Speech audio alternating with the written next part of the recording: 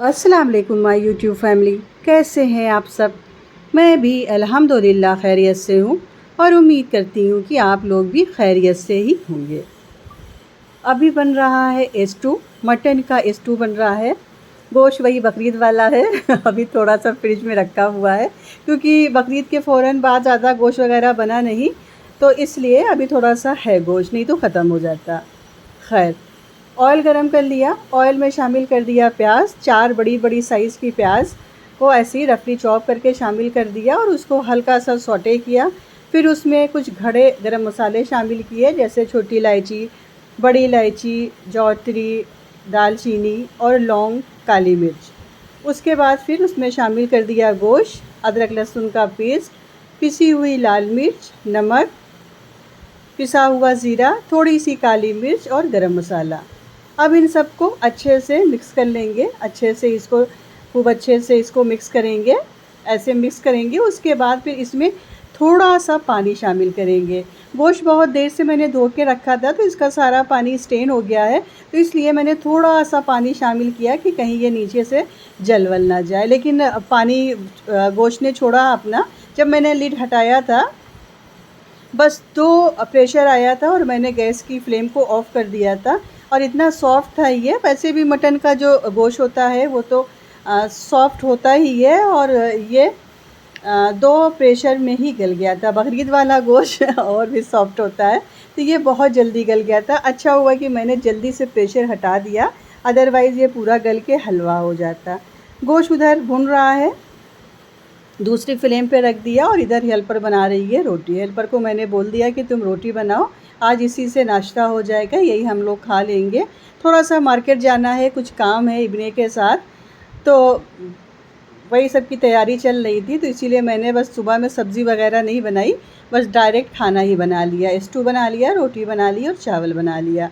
इब्ने को भूख लग गई थी, इब्ने ने बोला कि मुझे सालन चावल दे दीजिए, मैं खा के चलता हूँ, क्योंकि देर हो गई थी। भाई आजकल देर हो जाती है, देर से उठना होता है, उसके बाद फिर सारे काम को संभालते संभालते टाइम हो जाता है।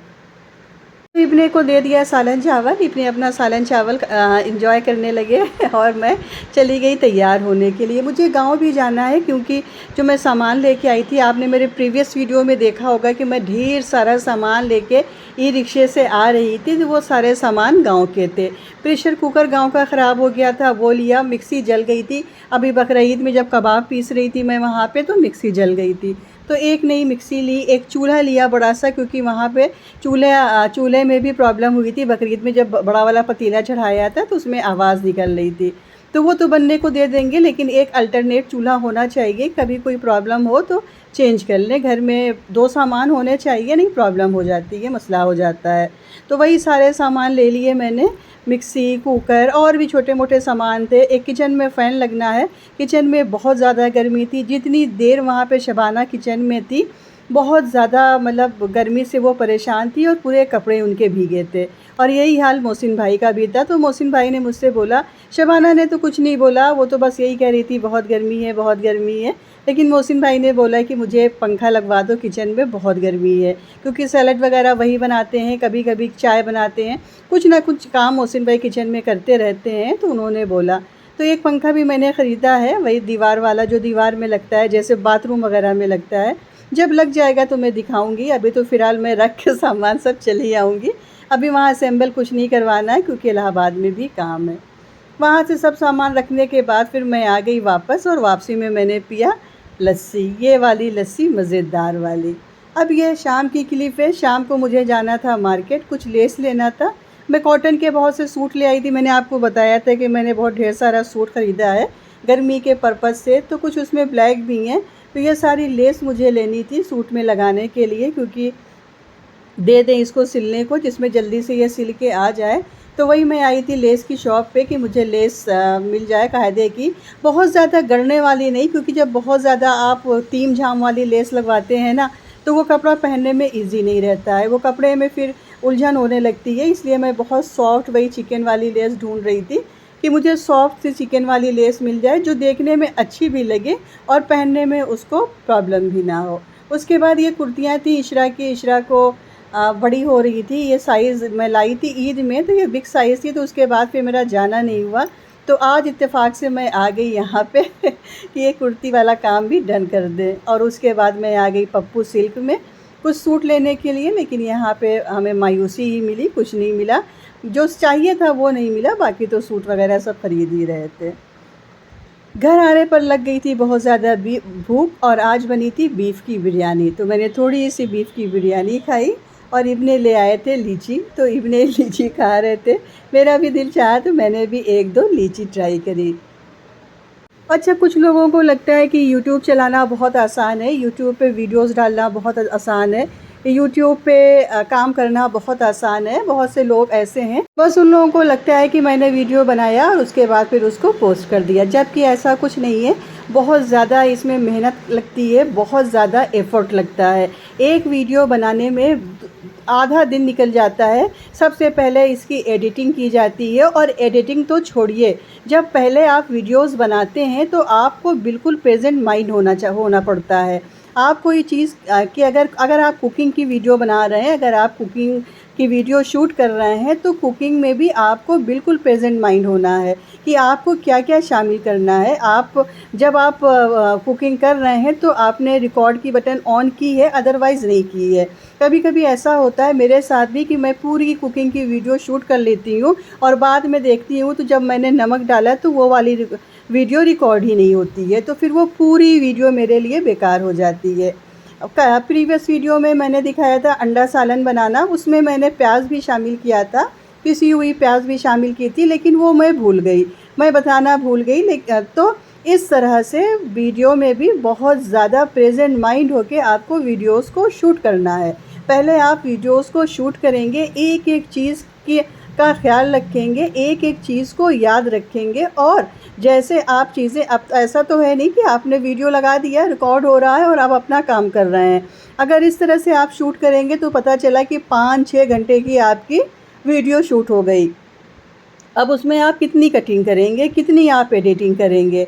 तो ऐसे नहीं होता है। जब जब इंसान जो चीज़ शूट करता है, तब तब वो कैमरे को ऑन करता है और रिकॉर्ड की बटन को प्रेस करता है।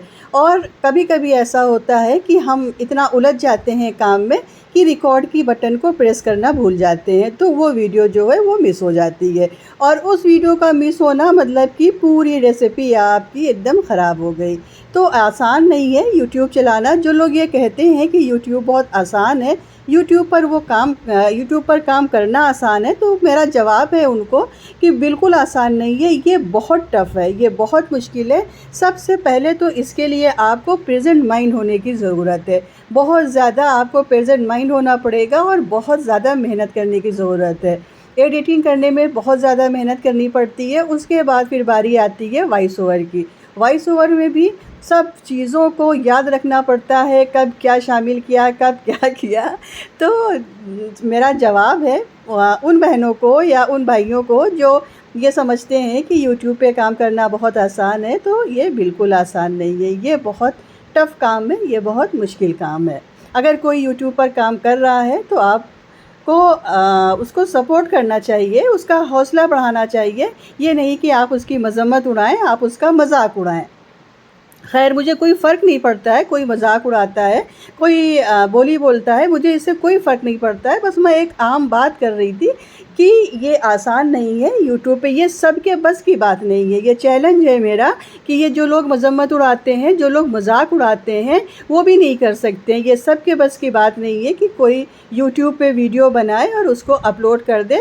ये बिल्कुल नहीं है। और मजाक वही उड़ाते हैं जो किसी लायक के नहीं होते हैं, जिनके अंदर कोई खूबी नहीं होती है, जिनके अंदर कोई क्वालिटी नहीं होती है। उनके पास बस एक काम होता है कि वो बस दूसरों की चीज़ों में नुक्स निकालें, दूसरों को की चीज़ों का मजाक उड़ाएं, उनके काम का मजाक उड़ाएं।